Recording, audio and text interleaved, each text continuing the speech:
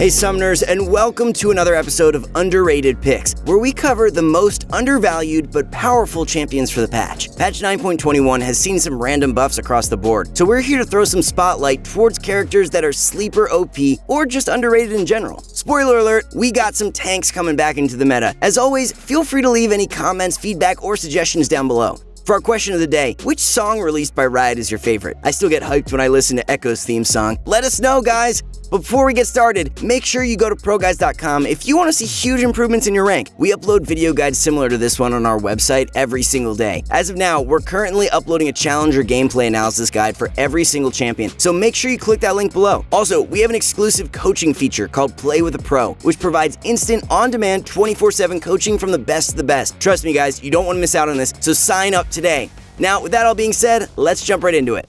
To kick it off, we're bringing some tanks on board for the top lane. Maokai received buffs this patch, well-needed ones at that. In the last few patches, his play rate has been abysmally low, consistently dipping below 1%. He's getting a little bit more damage on his W and a longer root on his ultimate, so we expect Maokai to start seeing some more success. As of now, his win rate has taken a turn for the better, and things are looking optimistic. The extra damage and lower mana cost on his W is a nice old buff and helps him out in terms of trading. It's no longer a matter of locking him in to lose lane, as he now has a better chance of beating his opponents in a 1v1 scenario. You'll want to pick Maokai when your team needs some frontline, crowd control, or if you're playing against a lot of spellcasters. Maokai is able to soak a ton of damage against teams that like to spam spells, since it'll allow him to constantly heal up with his passive. Aside from this, his engage is extremely reliable when his flash is up, and his sieging is extremely potent as a result of his ultimate. If you're a player more focused on macro play and setting up good team fights, you'll want to start picking up Maokai. Of course, like any other tank, Maokai doesn't really need resources to be useful. However, junglers are definitely happy to have one on their team, as he sets up some free kills, almost always guaranteeing some free gold when they gank your lane.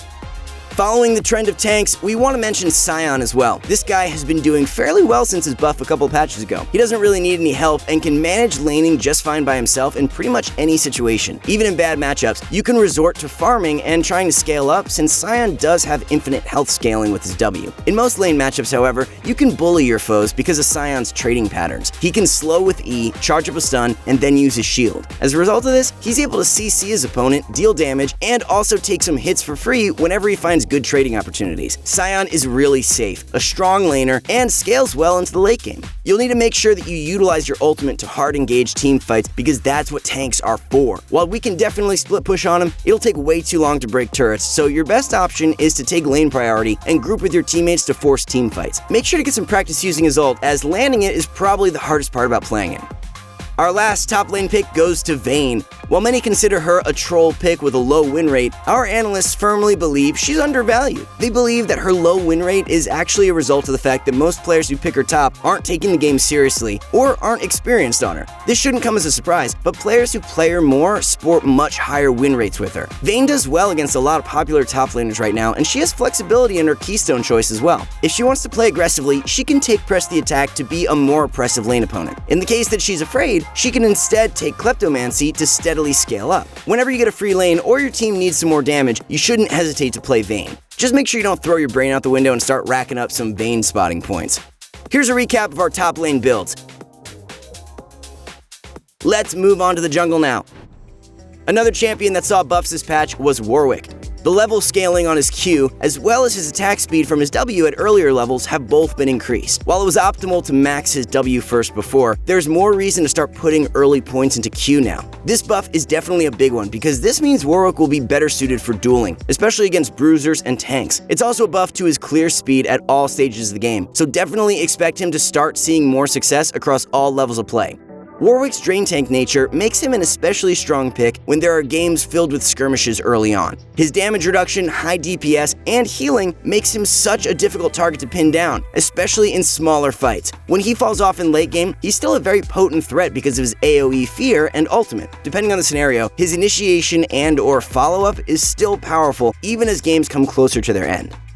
Our second pick is one that's definitely a weird one, Taric Jungle. Yeah, we're not kidding. We think he's highly underrated, and not enough people play him by a huge margin. Taric is actually one of the strongest early game duelists because he's able to spam his Q and use passive empowered auto attacks to continue the cycle. With blue buff, this makes it sustainable as well. In duels, he can continuously attack with empowered autos while healing himself, and most players don't expect his damage. In 2v2 or 3v3 skirmishes, his heals have even more impact. Everyone knows that Taric's mid to late game is one of the best in the game because he provides invulnerability to his teammates alongside his great utility. The biggest issue is that Taric's ganks are contingent on who his allies are. If Taric's laners have good gank setup and are melee champions, his ganks are extremely potent because he can follow up with a stun. For ranged laners, it's not as impactful since he'll have to land his stun by himself. Nevertheless, he's worth picking because of how much utility he brings to the table.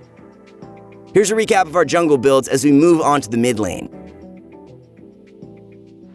First up in the mid lane is Morgana, who's held solid win rates for the last several patches now. She's a great counter pick and a great pick in general. Her black shield is useful in practically every game as she's able to either block spell damage or crowd control from the enemy team. In addition to this, her own crowd control makes her both a great team fighter and pick maker. In terms of matchups, Morgana is an okay pick into both AP and AD champions. Her black shield lets her effectively trade versus champions that deal magic damage, while Seeker's Arm Guard and Zanya's are already a natural part of her build. This makes her a versatile pick who can deal with a lot of the mid lane roster, though we can't say she doesn't have counters. What I really like about Morgana though is how much damage she deals as a mid laner. When you have a lot of AP, your Q does an insane amount of damage, and you can basically full to zero an enemy if you decide to ult them as a follow-up. Alternatively, this also means that you can use your ultimate, chase your opponent, and proceed to burst them down once you have enough items.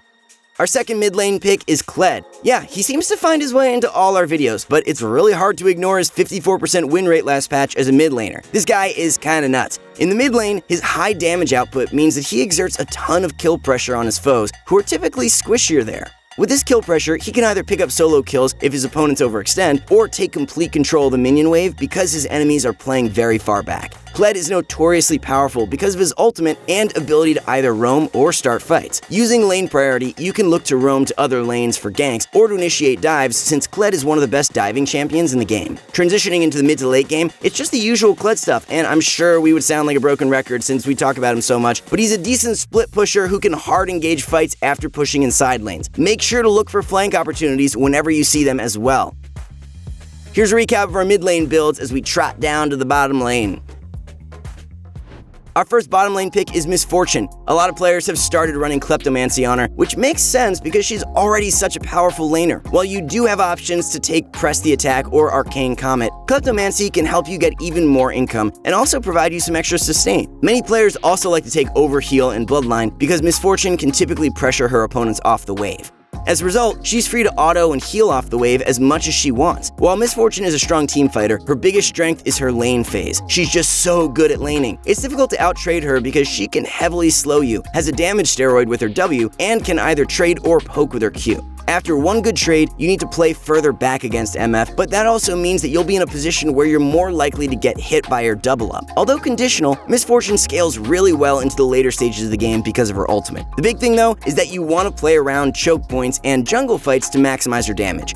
Misfortune doesn't scale as well as other traditional marksmen in standard team fighting. Instead, she wants to look for clumps for her to get the most value out of her ultimate. She's definitely more of a wombo combo type champion, but she can still deal a decent amount of auto attack damage since she's still a marksman after all.